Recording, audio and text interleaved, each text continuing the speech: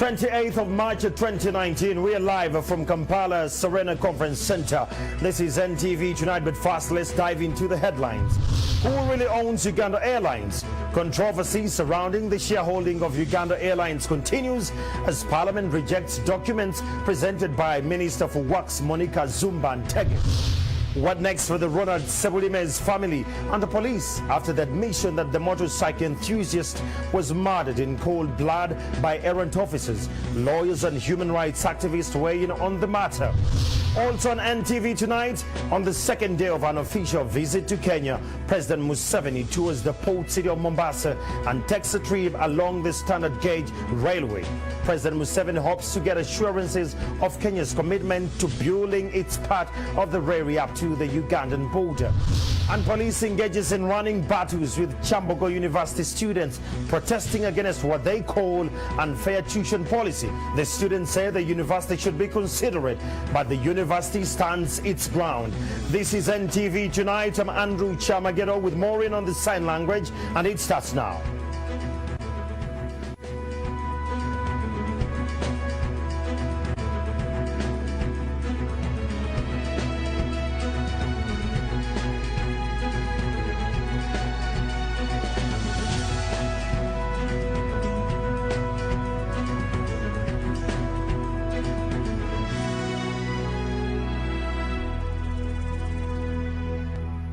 Again, I'm Andrew Kyamagero and we're live from Kampala Serena.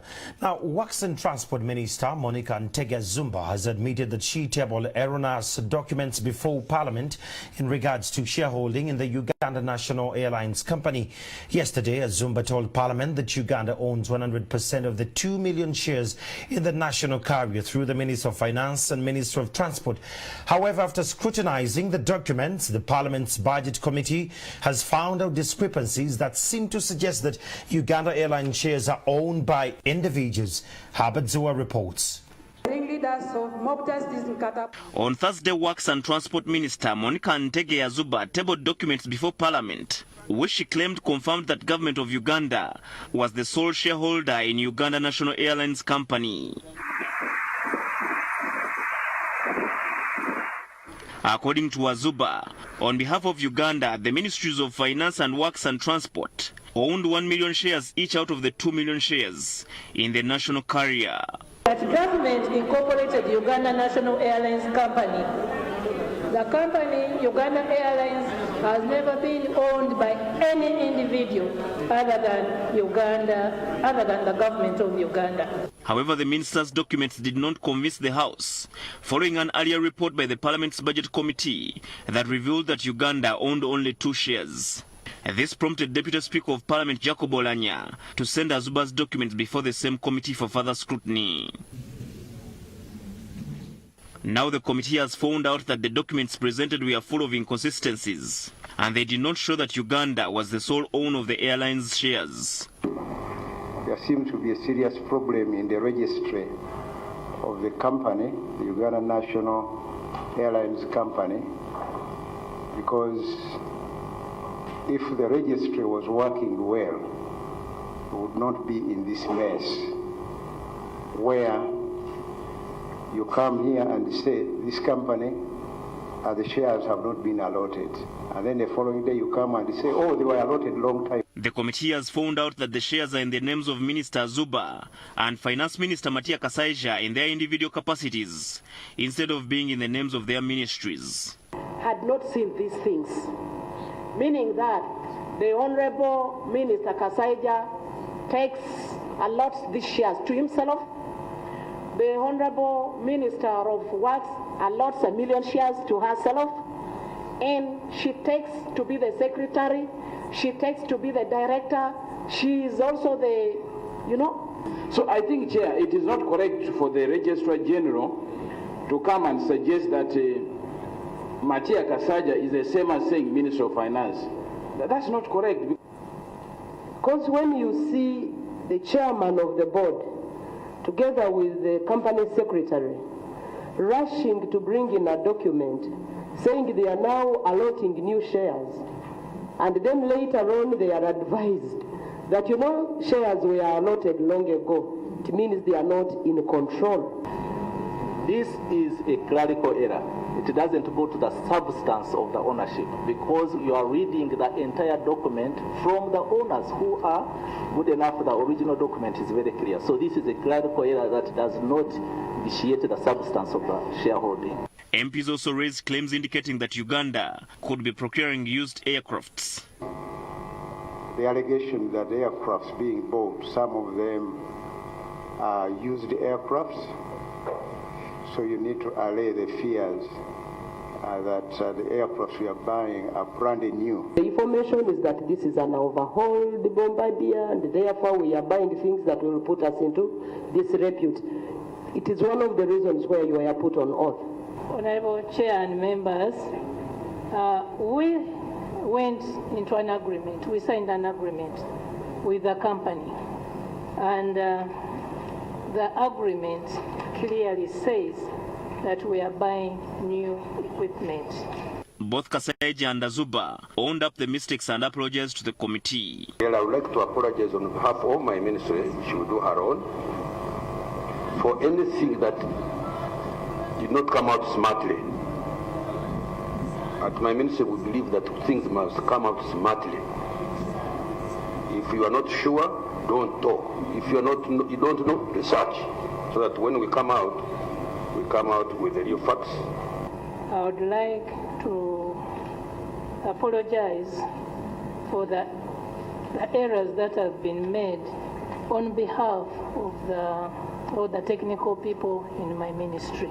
Later, the ministers, through the Registrar General of Companies, under the Uganda Registration Service Bureau, changed the ownership of the shares. Uganda, however, has till tomorrow to clear the 280 billion shillings debt it owes a Canadian company, Bombardier, for the two aircrafts expected in the country on 8th April. This has now prompted Speaker Jacob Olanya to call a special sitting on Friday to approve the funds which government asked for through a supplementary budget. Habad Ziwa, NTV at Parliament. Well, there you comment on the ongoing controversy over the majority shareholders in the recently revived Uganda Airlines on our digital platforms, NTV Uganda on Facebook and Twitter at NTV Uganda. Moving on, according to human rights activists and lawyers, government is liable to compensate the family of Ronald Seblime now that the police has admitted that he was murdered by some errant officers. The police officers who took part in Seblime's murder and the subsequent attempted cover-up will be prosecuted. We have more in this report. On Monday, police admitted that Ronald Seblime, the man shot dead during an alleged assassination attempt against ICT State Minister Ida Nantaba, was actually innocent and had been murdered in cold blood by the police officers who arrested him. According to police spokesperson Fred Enanga, the 3 police officers who were involved in Seblime's murder have been arrested and will be charged. We are now holding the officers accountable for murder, conspiracy and for professional misconduct. We have not had an apology from the police officer himself who killed the deceased. So we cannot take it for granted that the apology from his employers will be binding or will be taken up by the very person who shot. Today, human rights lawyer Ladislas Rakafuzi has said Seblime's family has approached him seeking guidance on what legal options are open to them at the moment. We went to police headquarters yesterday. Police headquarters promised to give us the postmortem report tomorrow, Friday. And once we get that, the family will come here and we shall engage police and ask them for compensation. According to Rakafuzi and other lawyers, the matter involves both civil and criminal aspects involving both government and individuals. The Constitutional Court has advised that it will be based not so only the Attorney General, but also the perpetrator themselves or himself. That will be the policeman. So you add both of them and you sue for damages. However, according to the lawyers, the officer who shot Seblime has the right to plead guilty to a lesser charge in exchange for a more lenient sentence. If he accepts liability in court through plea bargaining and the family is ready to forgive him, court can award him a sentence of say 10 years. But if he defends himself and he loses, he can be sentenced to death. It is not only the person who shot, but all of them. If it can be proved that when they set out in their 99, they set out for an unlawful purpose. The advocates believe that police officers who killed Sebulime cannot get away by claiming that they were acting on orders from above. If I was his lawyer, I would never ask him, I would never advise him to give that kind of defense. Because it's only during the war that you have one final word from your commander and then you shoot. The Executive Director of Foundation for Human Rights Initiative, Dr. Livingston Sewanyana, has outlined the key aspects that must be fulfilled to ensure that the family attains justice. For us, we would like the police not only to confess, to admit, but to hold the officers responsible for these actions liable for their conduct by prosecuting them in a court of law, charging them with murder as soon as possible. Secondly, the family needs to be compensated for the loss they have incurred.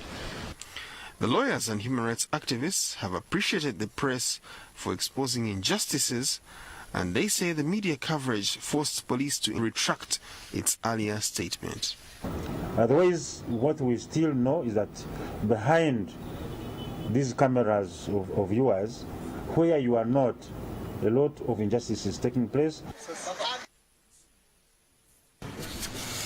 In regional news, President Museveni has been touring the Mombasa port on the second day of his trip to Kenya. The president was brought up to speed by his host Uhuru Kenyatta on what modalities the traders have to go through in using the port. Later, he became the first head of state to use the train traveling on the newly laid standard gauge railway from Mombasa to Nairobi.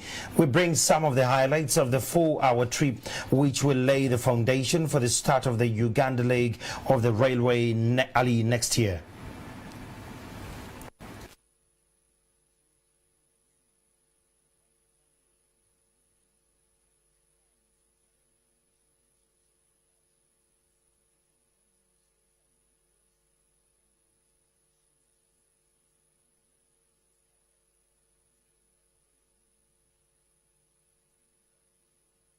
One is the Lamu Port project, which is a part of the Lapset corridor, Lamu Port, South Sudan Transport Corridor. Previously, because of these many processes, our consignments used to take 21 days. This is a study that was done by World Bank, and now I'm happy to confirm that some transactions are taking as short as 2 days.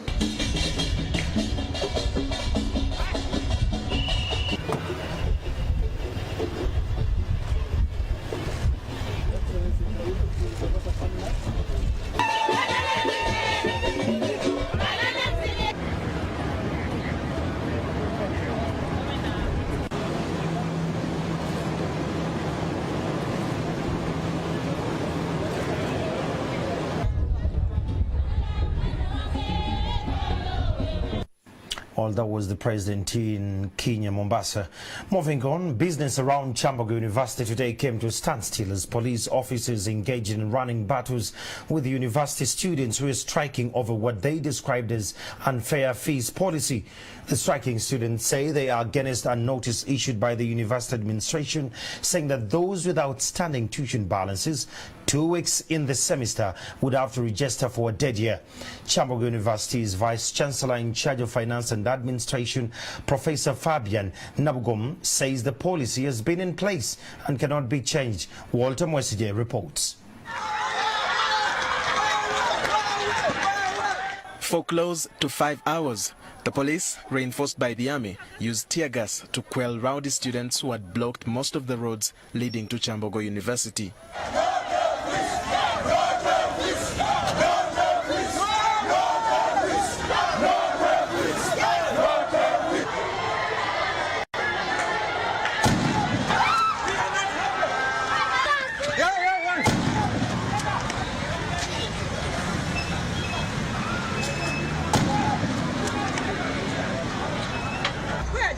They are down where they are shooting from down. Let's go. Operation is there. The protesting students were calling for the reversal of a policy that forced tuition defaulters to apply for a dead year. We have to talk to the Vice Chancellor as to why he has put such a policy, yet we still have the issue of late payments. It's so unfair for us because sometimes our parents have to look for money. You get, so it's not good. It's fair to get tuition, and then at the end of the day they blame us. That's the whole problem of the university.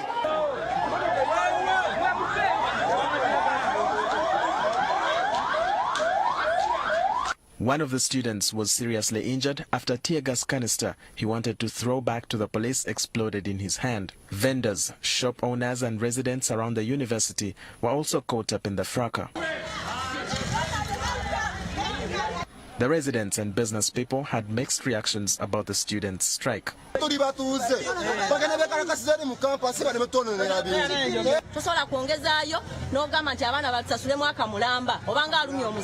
After calming the situation, police then turned to hunting the students in their residences around the campus.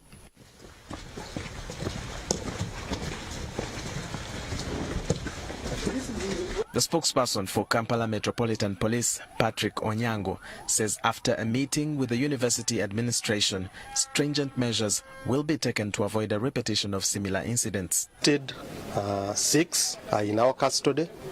They are willing on their part that the students who have been arrested should be disciplined, and we have agreed to take these students to court. The Kyamagero University Vice Chancellor in charge of Finance and Administration, Professor Fabian Nabugomo, says the administration will hold discussions with the students' leadership to find a harmonious way of resolving the matter. We have a policy in place which was approved in 2013, and as management it is our responsibility to implement it. And if there are issues arising out of that implementation, as management, our course is to take those issues to council, and then council can advise us. Police remain heavily deployed around the university. Walter Mwesije, NTV. Kampala lawyer Hassan Male Mabirizi has tasked the Chief Justice Bat Katurebe to explain why the Supreme Court has delayed to deliver judgment in an appeal beyond the mandatory 60 days. Mabirizi, who challenged the Constitutional Court ruling matter in the age limit case, contends that the delay has frustrated his efforts to get justice. Mabirizi claims he is no longer interested in the pending judgment and only wants the court to explain the delay so he can decide on whether to appeal to other jurisdiction. The age limit appeal judgment is late by 11 days. The matter rose out of a parliamentary decision changing the constitutional provision, capping the minimum and maximum presidential age.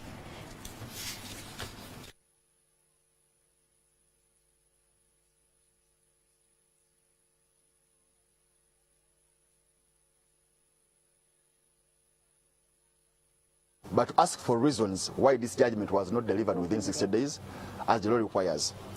I've told them the international conventions, the African charters, the East African community, they all talk about fair hearing and speedy hearing. And it's common knowledge, and I've told them, as I told them the other day, that delayed justice is denied justice. So this court has denied us justice by delaying to give us judgment, yet at the same time Mr. Museveni is going ahead declaring himself a solo candidate as if there is nothing to challenge his standing in 2021. Yet we came here saying that he's not qualified to stand. He's declaring himself a solo candidate. The judges are just seated here failing to deliver the judgment.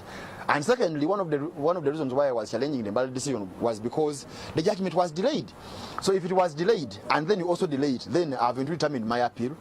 So those are the reasons. So to me, I'm looking at this judgment as an expired drug which can never cure anything except to kill. So I no longer want this judgment. All I want is the reason why they never gave it within 60 days, and then I can see. Well, there you have it. That is Male Hassan Mabirizi. Maybe to just tap into that very kind of energy, I would like to know what are we having tonight on the sport with Patrick Kamara. Patrick? Thank you, Andrew. If the Supreme Court doesn't uphold Parliament's 7-year term amendment, Uganda's next general election will take place in 2021. The 2016 election is still fresh in the minds of Ugandans, especially dwellers of Kampala and its surrounding areas who waited for hours on end to vote. So, will the EC be better prepared this time around? Shall we not have another Supreme Court verdict saying the election was not entirely free and fair? On the spotlight to provide answers to these questions and a lot more, I'll be hosting the chairman of the Electoral Commission, Justice Simon Byabakama. That is what is coming up ahead. Well, there you have it. Stay hooked to NTV, as much and more is actually coming up now. That will take us for a break. We'll be back shortly. Still to come, IGAD ministers meeting in Kampala resolved to work towards making it easier for refugees to find employment in their host countries. And Stanbic Bank shareholders get something to smile about as the bank's financial report confirms another profitable year. NTV Tonight continues shortly.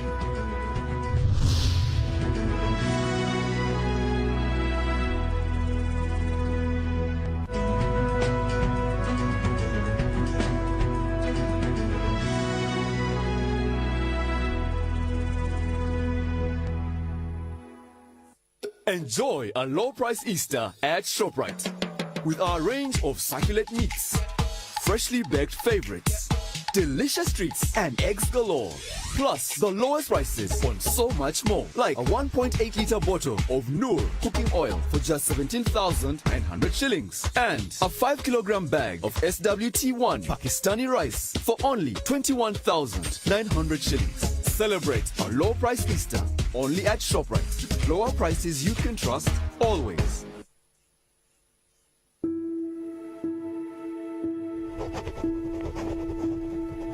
Making a name for myself was not easy. At every turn, I faced rejection. There were days when I thought my dreams would just be dreams. People always told me, you cannot become anything if you don't have money. But I do not agree. You see, I believe that big things have small beginnings. And I had something you can't buy with all the money in the world. Ambition. So thank you for believing in me, for holding me up when I couldn't stand alone, for cheering me on when I swung for the fences, for protecting my dreams so that one day they can become a reality, for always supporting my future. Thanks to you, I've achieved every dream I had. The future is possible when you ensure it. Get the ICEA Total Education Plan today. Call us toll-free on 0800 100 120.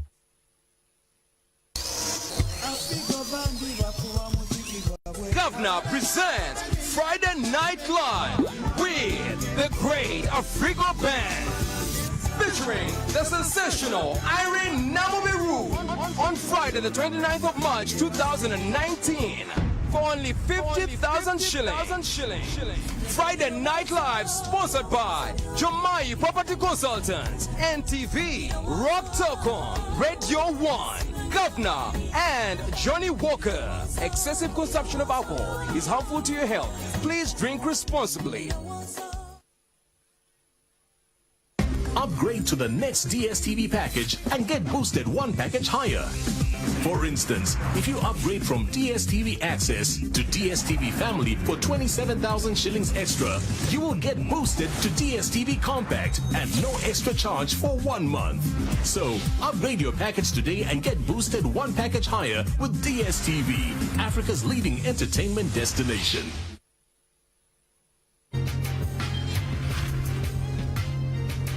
Next week, the Coke Studio Africa season finale brings you the all-female sound of the continent. Don't you ever let them tell you you ain't good enough. From unplugged performances to blazing collaborations, it's about to go down. This is the sound of Africa. Don't miss it.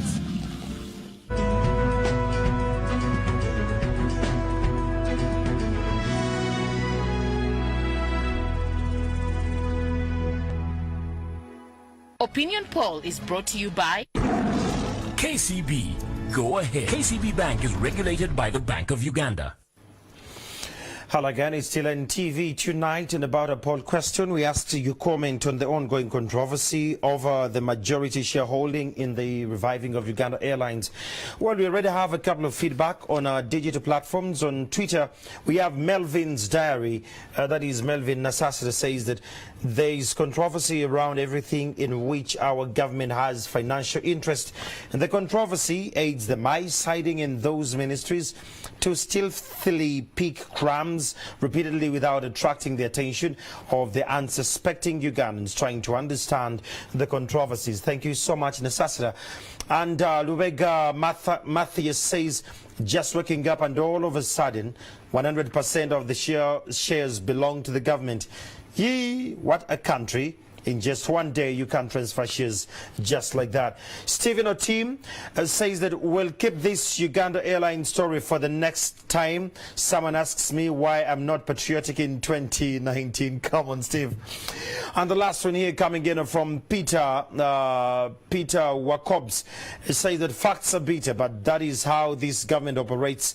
They decide to hide their tails and drop the country of its resources in the guise of shareholders, and the wealth goes to the hands of a few government officials.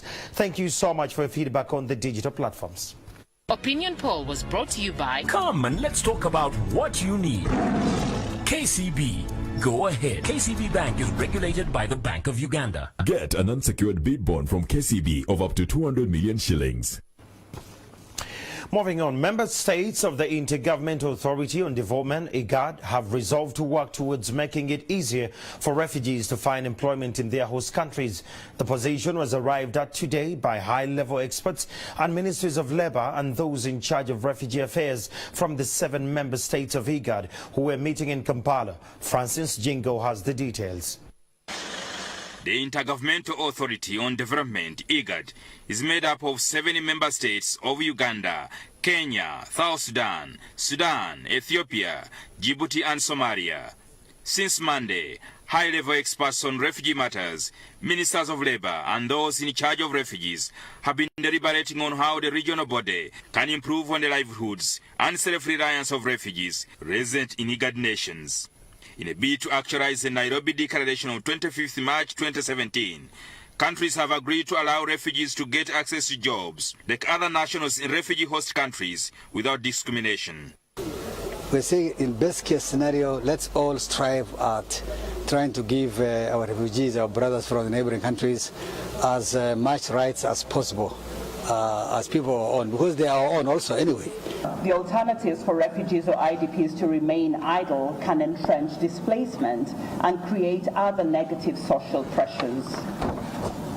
As a result, the promotion of self-reliance and economic resilience for refugees and returnees as well as host communities remains the central principle of the Nairobi Declaration and Action Plan. And I'm certain that this is recognition of the liberal refugee management approach that Uganda adopted and which has now become a model. This, according to IGAD member states, would help professionals like doctors, teachers, engineers, among others, practice their skills as a means of supporting their livelihoods and self-reliance. As refugees cross borders in search for protection, they do not lose their knowledge, talent, and ability to contribute to the economy of the country which has welcomed them. 2016 and 2022, the Netherlands has committed 1 billion euros over and above our existing humanitarian and development spending for 8 countries severely affected by forced displacement. 4 of those 8 countries are IGAD member states. They are Ethiopia, Sudan, Kenya, and Uganda. Uganda already has an open policy that allows refugees access jobs. However, refugees face a challenge of paying for their working permits. Uganda's minister in charge of refugees and disaster preparedness, Hiaronek, say the ongoing conflict between Uganda and Rwanda is unnecessary and continues to affect the free movement of people in the region. You hear recently some people are quarreling with us over nothing. They are quarreling over nothing, really. We have kept them, we have looked after them, we have made them become what they are. All of a sudden, we are bad people. Mainly out of really misconception. There's no real problem amongst our countries here. We don't have problems among ourselves. But misconception, some wrong imagination. According to United Nations High Commission for Refugees, there are 3 million refugees in IGAD member states. Of these, Uganda is hosting the highest number at 1.2 million refugees, while Ethiopia comes in second with 1 million refugees.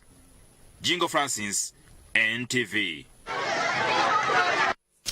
Education Minister Janet Museveni has urged all institution heads involved in technical education to refrain from the habit of self-certification as it compromises the quality and sets standards.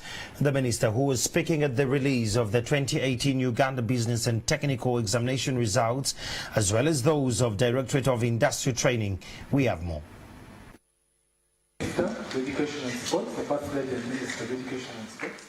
The Minister of Education and Sports, Janet Museveni, was on hand today to release the 2018 Uganda Business and Technical Examination results, as well as those of the Directorate of Industrial Training today in the main auditorium of the Office of the Prime Minister in Kampala.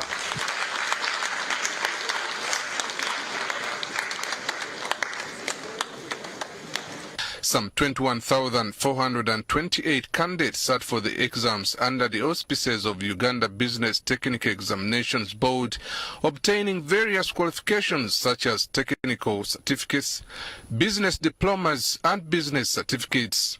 Of these, only 5,660 were females. The Directorate of Industrial Training registered and assessed 45,957 candidates for the year 2018 full occupational modules. In her address to the heads of technical institutions, the First Lady and Minister of Sports and Education, Janet Museveni, urged heads of technical institutions to desist from self-certification to ensure high standards. Some of the institutions issue their own certificates, which are contrary to the requirements of the Bulletin Act. That will not be ignored by our ministry. In order to maintain standards and therefore assure quality of the assessment process and resultant certification, only legally and nationally recognized bodies like DIT are known and supported by the Ministry of Education and Sports. This will ultimately increase chances for employability of our certified skilled workforce in the country. The chairperson of Industrial Training, Dr. Joseph Muvawala, said there was need to recognize skills acquired by those who have not been in formal school. Some of the students who attended the skills training share their testimonies. In the past, many Ugandans with passable skills in informal education were unaware of the opportunities provided by these institutions in enabling them to compete in the labor market. Aaron Mukama, NTV. For people who have not been in formal school, because we recognize that skills are acquired. Although we'll take us for a break and we'll be back shortly.